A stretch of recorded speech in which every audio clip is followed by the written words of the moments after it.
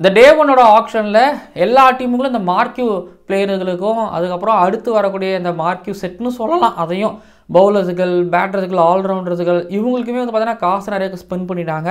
இப்போ பாதி டீம் தான் நிறைய டீம் எடுத்து வச்சுருக்காங்க. மீதி இருக்கக்கூடிய பிளேயர்கள்லாம் வந்து எடுக்கணும். அப்படின்னு வந்து பார்த்திங்க அப்படின்னா எல்லா டீமுகளும் இந்த ஆக்சலரேஷன் செட்டு வரும்பொழுது கொஞ்சம் ஃபைட் பண்ணிப்பாங்கிறது சந்தேகம் கிடையாது. பட் ஆனால் டே ஒன்னோட கடைசியில் வந்து பார்த்திங்கன்னா அந்த அன்கேப்டு பிளேயர்களோட செட் வரும்பொழுது நிறைய டீம்கள் வந்து அடிச்சுக்கிட்டாங்க. ஏன்னா ஆல்ரெடி வளர்த்து வச்சுருந்தாங்க. அந்த வளர்த்து வச்சுருக்கிற பிளேயர் ஆக்ஷனுக்கு வரும்போது அவங்களுக்கு எடுக்கணும்னு நினச்சாங்க.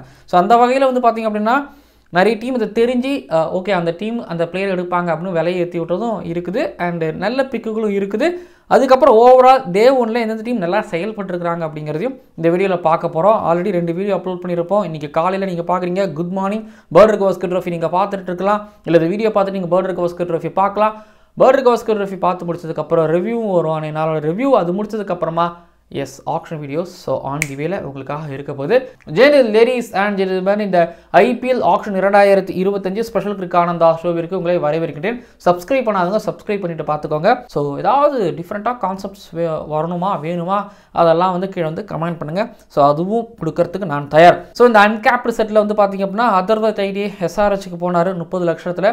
அதுக்கப்புறம் என்ன சொன்னாலும் இந்த ரகுவன்ஷி வந்து கேகேஆருக்கு ஒரு 2 மேட்ச் நல்லா விளையாண்டார். அடி தும்முன்னு அடிச்சார். இப்போ இங்கே ஆண்ட்ரூ சித்தார்த் மாதிரி எனக்கு அங்கே ரகுவன்ஷி தெரிஞ்சார் கண்ணுக்கு. ஸோ ரகுவன்ஷி கேகேஆருக்கு 3 கோடிக்கு போயிருக்கிறாரு. திரும்பவும் அவர் வந்து அங்கே ஹோம் கம்மிங் நடந்திருக்குது. கருண் நாயர் டெல்லி கேபிட்டல்ஸ் 50 லட்சத்துக்கு எடுத்து போட்டுக்கிட்டாங்க. அந்த ஒரு குறிப்பிட்ட ஸ்லாட்டை ஃபில் பண்ணணும்ல, அதனால் 50 லட்சத்துக்கு எடுத்து போயிட்டாங்க. அபினவ் மனோகர் ஸ்டீல் சீரியஸ்லி 3.2 கோடி ஸ்டீல்னு சொல்ல மாட்டேன், பட் சந்தோஷம். ஓகே இப்படி சொல்லிக்கலாம். அபினவ் மனோகரை வந்து எஸ்ஆர்ஹெச் எடுத்ததில் எனக்கு ரொம்ப சந்தோஷம். இது வேறு இருந்தால் டீமாவது எடுத்து ஒரு பெஞ்ச் பண்ணுறதுக்கு பதிலாக இவர் அங்கே போயிட்டு புழைச்சிக்கலாம் அப்படின்னு நான் நம்புகிறேன்.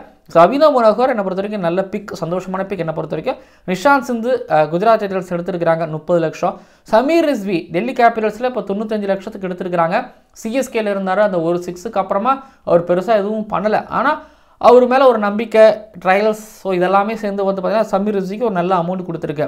அதுக்கப்புறம் நமன்தீர் எடுத்துக்கிட்டிங்க அப்படின்னா ராஜஸ்தான் ராயல்ஸும் பஞ்சாப் கிங்ஸும் டெல்லி கேபிட்டல்ஸ் ஆர்சிபி எல்லாரும் அடிச்சுக்கிட்டாங்க. ஏன்னா உங்களுக்கு அந்த நமன்தீர் மாதிரியான ஒரு பஞ்சாபி பிளேயர் அந்த லோவர் மிடில் ஆர்டரில் வந்து அடி முடிச்சு கொடுக்கணும் அப்படின்னு வரும்பொழுது போட்டி இருக்க தானே செய்யும். மும்பை இந்தியன்ஸ் உருவாக்குனாங்க. எப்படி ரகுவன்ஷி கேகேஆருக்கு உருவாக்குன மாதிரி இந்த பக்கம் வந்து நமன்தீரை எம்ஐ உருவாக்குனாங்க. எம்ஐ என்ன பண்ணாங்க, நாங்கள் ஆர்டிஎம் போட்டுக்கிறப்பான்னு சொல்லிட்டு 5.25 கோடிக்கு ஆர்டிஎம் போட்டு கொண்டார்கள்.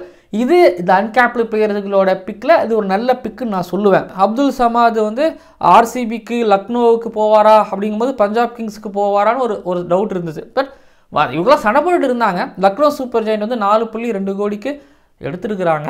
ஸோ சமாதை லக்னோ சூப்பர் ஜெயண்ட் யோசிச்சு பார்க்குறேன். மில்லர் இருக்கார், மர்க்ரம் இருக்கார், ஆல்ரெடி நிக்லஸ் புரான் இருக்கார், பண்ணிருக்காரு. எங்கே ஆட வைக்க போகிறாங்க அப்துல் சமாதில் ஓப்பன் பண்ண விட போகிறாங்களா தெரியல. ஆல்ரெடி அயோஷ் பந்தோனி வேறு இருக்காரா. அப்புறம் ஹர்ப்ரீத் பரார் வந்து பஞ்சாப் கிங்ஸ் போயிருக்கிறாரு 1.5 கோடிக்கு எடுத்துருக்கிறாங்க. இது ஒன்றும் எனக்கு பெரிய ஆச்சரியம்லாம் கிடையாது ஹர்ப்ரீத் பரார் அங்கே போகிறாருன்னு. அதுக்கப்புறம் விஜய் சங்கர் சைது முஸ்டாக் ட்ரோஃபியில் வந்து 250 ஸ்ட்ரைக் ரேட்டில் ஒன்று அடித்தார். ஒரு 32 ரன் சம்திங் ஒன்று அடித்தார். அதாவது இந்த எக்ஸாமுக்கு முந்தின நாள் வந்து பசங்க நல்லா செம்மையாக படித்து போயிட்டு அடுத்தது எக்ஸாமில் போயிட்டு வாந்தி எடுப்பாங்கள்ல, எழுதிட்டு வந்து பாஸ் ஆவாங்கள்ல, அந்த மாதிரி ஓவர் நைட்டில் ஒரு பெர்ஃபார்மன்ஸ் ஒன்று கொடுத்தாரு விஜய் சங்கர். பட் ஆல்ரெடி ஒரு 10 வருஷத்துக்கு முன்னாடி அஸ்வின் போல் இவரும் சென்னை சூப்பர் கிங்ஸில் இருந்தார். அண்ட் இப்போ இவருக்கு ஒரு ஹோம் கம்மிங் நடந்திருக்குது. ஒன்று சொல்லட்டுங்களா, விஜய் சங்கர் ரஞ்சி ட்ரோஃபியில் கோவிடுக்கு அப்புறம் நல்லா விளையாண்டுட்டு வந்துக்கிட்டு இருக்கிறவர். தென் T20லேயும் வந்து அந்த மிடில் ஆர்டரில் ஆடக்கூடிய ஒரு அபிலிட்டி. லைக் நீங்கள் எப்படி எடுத்துக்கிட்டிங்கன்னா சென்னை சூப்பர் கிங்ஸ் உங்களுக்கு ஒரு ராய்டு, அதுக்கப்புறம் Ajinkya Rahane, so open lasers கொடுத்து நீங்கள் அடிப்பா அப்படிங்கும்போது அடித்த மாதிரி விஜய் சங்கரை கொடுத்தாங்கன்னா வாய்ப்பு இருக்குன்னு எனக்கு தோணுது. தேவைப்பட்ட 2 ஓவர் தள்ளி விடலாம் விஜய் சங்கர், அதுக்கப்புறம் சிவம் துபே அப்படி 3 ஓவர் தள்ளி விடலாம். ஸோ இந்த ஒரு குஷன் வந்து சிஎஸ்கேக்கு கிடச்சிருக்கு. நல்ல பிக்காக நான் பார்க்குறேன். நல்ல பிக் தான். ஓகேங்களா, இது 1.2 கோடியில் அது நல்ல பிக் தான் விஜய் சங்கர் அவர்களை பொறுத்த வரைக்கும்.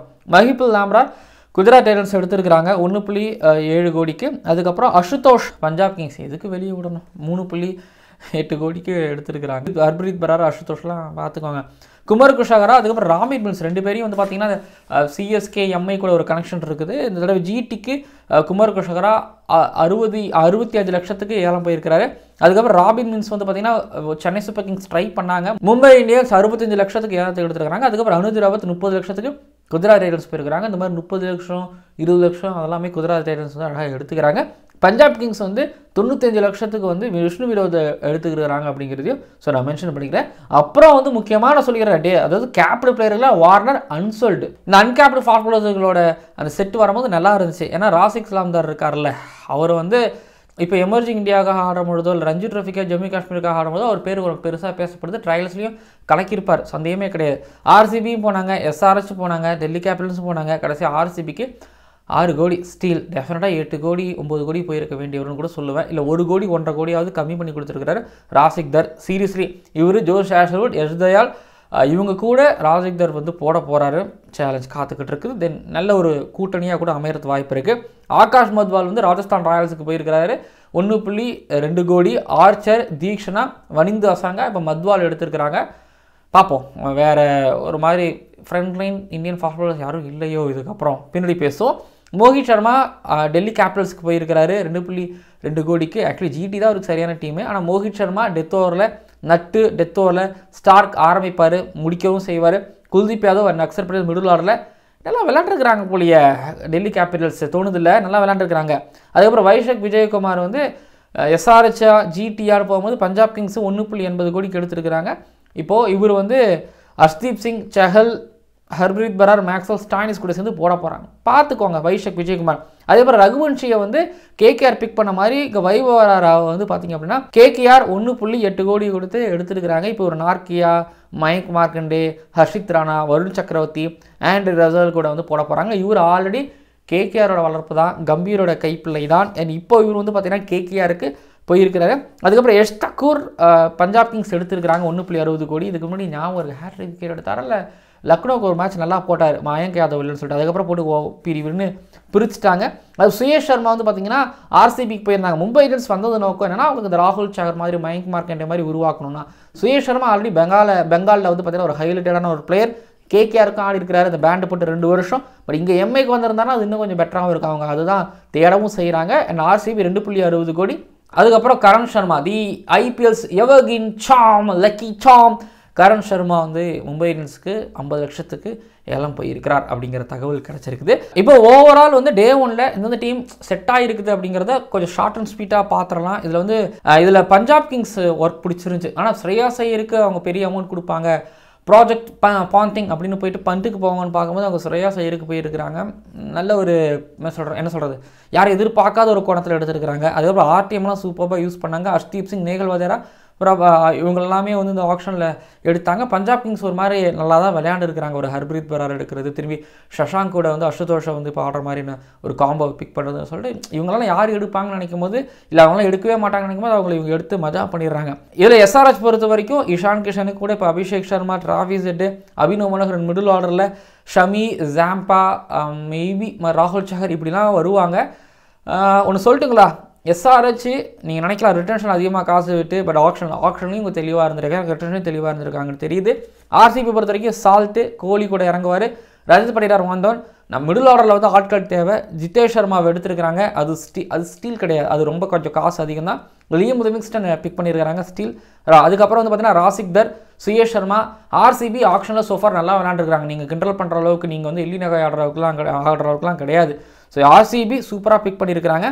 அதுக்கப்புறம் ராஜஸ்தான் ராயல்ஸ் பொறுத்த வரைக்கும் அவங்க அசரங்கா, தீக்ஷனா, மத்வால், ஜோஃப்ரா ஆர்ச்சர், அதுக்கப்புறம் குமார் கார்த்திகேயா இவங்களெல்லாம் பிக் பண்ணதுக்கப்புறமா முதல்ல பேட்டிங்க்கு ஒரு பிக் பண்ணிவிட்டு இந்த ஆப்ஷனில் வரும்போது ஒரு ஃபாரின் ஃபாஸ்ட் பாலர்ஸை தேடி போகிறாங்க, புரியுது. அண்ட் ஸ்பின்னர்ஸுகளுக்குமே ஒரு ஃபாரின் ஸ்பின்னர்ஸுகளுக்கு போகிறாங்க, புரியுது. ஆர்ஆர் பொறுத்த வரைக்குமே ஸோ எங்ககிட்ட இந்தியன் பேட்டர்ஸ் இருக்காங்க, நாங்கள் ஓவர்சீஸ் ஃபாஸ்ட் பாலரை பிக் பண்ணுறோம். எம்ஐ இதை பண்ணுவாங்களா, அதான் இவங்களும் பண்ணுறாங்க. எல்எஸ்ஜியை பொறுத்த வரைக்கும் ரிஷப் பண்ட்டு, அதுக்கப்புறம் மித்துல் மார்ஷ், அப்துல் சமத் தான் சொல்கிறாங்க. அப்துல் சமத் எங்கே ஆட வைக்க போகிறாங்க, மில்லர் இருக்கும்போது, ரிஷப் பண்ட் இருக்கும்பொழுது, இது போக வந்து ஐடன் மருகிரம் இருக்கும்போது எங்கே ஆட வைக்க போகிறாங்கன்னு எனக்கு தெரியல. பார்ப்போம் இந்த சமாது இவங்க எல்லாமே வந்து. அப்புறம் கேகேஆர் பொறுத்த வரைக்கும் குயின் இண்டிகா, குர்பாஸ் குயின் இண்டிகா யார் பெஞ்சில் இருக்க போகிறீங்க அப்படிங்கிறதும் ஒரு கேள்வி. 2 மேட்ச் சரியாக அடிக்காமல் அதுக்கப்புறம் 3ஆவது மேட்சாக அடித்து ஒரு ஃபார்முக்கு வந்து இன்னொருத்தோட பழப்பு கிடைக்காத அளவுக்கு ஒரு மாதிரி கிளியர் கிறிஸ்டல் ஆனால் ரொம்பவும் நல்லாவும் இருக்கும் நான் நினைக்கிறேன். வைபவ் வராரா இங்கே மறுபடியும் கேகேஆருக்கு வந்ததில் ரொம்ப சந்தோஷப்படுறேன். ஜிடியை பொறுத்த வரைக்கும் என்னங்க சொல்கிறது, ஜிடி ஒரு கேஜி ரபடாவை எடுத்தாங்க அழகாக. எடுத்ததுக்கப்புறம் பிரசித் கிருஷ்ணா, முகமது சிராஜின் எடுத்து ஒரு மாதிரி டீம் வெல் செட்டில்டாக இருக்குது. அந்த மிடில் ஆர்டர் மட்டும் கொஞ்சம் பார்த்துக்கிட்டாங்கன்னா ஆல்மோஸ்ட் ஒரு குறையும் இல்லை அப்படின்னு நம்ம சொல்லலாம். அது சிஎஸ்கே பொறுத்த வரைக்கும் நூர் அகமதுக்கு ஒரு எக்ஸ்ட்ரா ஒரு 5 கோடி அதிகமாக போயிருக்காங்களோ எனக்கு தோணுது. ஆக்ஷனில் வந்தாலும் ஒரு 7 கோடி 8 கோடிக்கு போயிருப்பா, 2 கோடி நீ சேவ் பண்ணியிருந்திருக்கலாம், அப்புறம் கொஞ்சம் அதிகமாக கொடுத்துட்டு எனக்கு பர்டிகுலராக தோணுது. மற்றபடி வந்து பார்த்திங்க அப்படின்னா ரசிகர்களுக்கு மிகவும் பரிட்சயமான ரசிகர்களும் சிஎஸ்கேக்கு ஒரு கல்ச்சர் இருக்குது. அந்த கல்ச்சருக்கு ஏற்ற ராகுல் திரிபாதி, டெவன் கான்வே, ரச்சின் ரவீந்திரா, ஸோ இவங்க எல்லாரையுமே வந்து பார்த்திங்க அப்படின்னா சிஎஸ்கே ப்ராப்பராக எடுத்துருக்கிறாங்கிறது ஒரு பக்கம்னா, கலீல் அகமதை பிக் பண்ணியிருக்கிறாங்க அந்த இயர்லி நியூ பாலுக்காக. நூர் அகமது வந்து பார்த்திங்க அப்படின்னா உள்ளே எடுத்தது நல்ல ஒரு பிக். அந்த ரேட்டுக்கு நல்ல பிக்கான்னு கேட்டிங்கன்னா அது எனக்கு டவுட். பட் ஆனால் நூர் அகமதோட பிக்குங்கிறது நல்ல ஒரு பிக்காக ஸோ நான் பார்க்குறேன். ஸோ ஓவரால் எடுத்துக்கிட்டிங்க அப்படின்னா இன்றைக்கி ஆக்ஷனில் வந்து எல்லா டீமும் நல்லா விளையாண்டாங்க. இதில் வந்து பார்த்திங்க அப்படின்னா மும்பை இந்தியன்ஸ் கிட்ட 17 கோடி இருக்குது, ஆர்சிபி கிட்ட 21 கோடி பேலன்ஸ் இருக்குது. அப்படிங்கிறதுனால வந்து இன்னும் கேம் நாளைக்கு ஒரு என்ன சொல்கிறது 2:30 மணிக்கு 3 மணிக்கு ஆரம்பிக்கிறாங்கன்னா ஒரு 2-3 மணி நேரம் வரைக்கும் பார்த்தோன்னா ஆட்டம் பரபரப்பாக இருக்கும். அது எந்த விதமான சந்தேகமும் கிடையாது. அதுக்கேற்ற மாதிரி தான் வந்து பார்த்திங்க அப்படின்னா லிஸ்ட்டு ரிலீஸ் பண்ணுறாங்க. இன்னும் ஃபேஃப் டு பிளஸஸ் வரல, கிளென் ஃபிலிப்ஸ் வரல, சாம் கரன் வரல, மார்க்கோ ஆன்சன், டேரல் மிச்சல், அதுக்கப்புறம் Krunal Pandya, Washington Sundar, Shai Hope, Deepak Chahar, கோல்சே, கம்போஜ் இன்னும் இருக்கிறாரு. ஆனால் நமன்தீப்புக்கு அவங்க ஆர்டிஎம் யூஸ் பண்ணியிருக்கிறாங்க. அதுக்கப்புறம் Fazalhaq Farooqi, Will Jacks, Santner, Akash Deep, எப்பா இவ்வளோ பேர் இருக்கிறாங்க.